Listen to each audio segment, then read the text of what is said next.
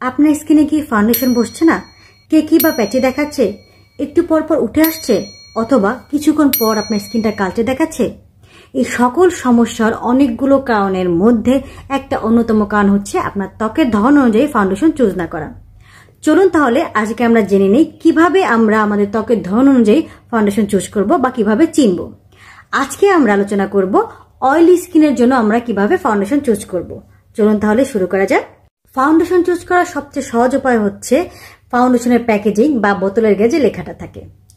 যদি কোনো ফাউন্ডেশনের বোতলে লেখা থাকে অয়েল কন্ট্রোল, ম্যাটিফাইং বা mat finishing, shine control, non comedogenic মানে পোরকে ক্লগ করবে না, লং ওয়ার বা লং লাস্টিং, অ্যাট লাস্ট লেখা থাকে ফর অয়েলি স্কিন, এই ধরনের ফাউন্ডেশন হচ্ছে আমাদের অয়েলি স্কিনের জন্য আমরা খুব সহজে বাছাই করতে পারি।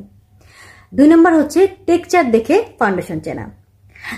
অয়েলি স্কিনের ফাউন্ডেশনটা হচ্ছে আপনার লাইট ওয়েট এবং হচ্ছে কিছুটা অয়েল বেসড হয়। এবার 3 নাম্বার হচ্ছে ইনগ্রেডিয়েন্টস দেখে বোঝা।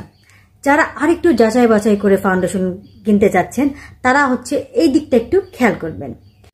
অয়েলি স্কিনের ফাউন্ডেশনের মধ্যে যে সকল উপাদান থাকে তার মধ্যে অন্যতম একটা হচ্ছে সিলিকা। সিলিকা ত্বকের অতিরিক্ত তেল শোষণ করে স্কিনকে ম্যাট রাখে এবং ব্রাইট দেখায় এবং ফাউন্ডেশনকে দীর্ঘক্ষণ স্থির রাখে।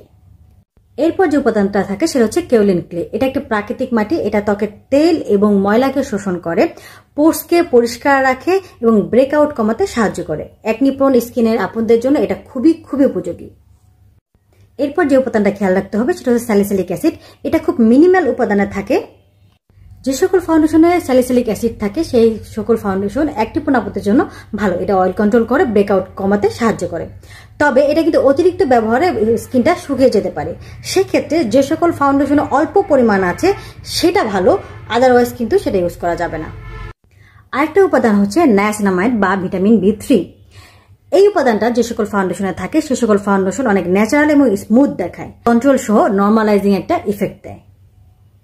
এর পরের উপাদান হচ্ছে ডাইমাথিকন। ডাইমাথিকন একটি সিলিকন ভিত্তিক উপাদান যেটা স্কিনে একটা স্মুথ একটা লুক দেয়।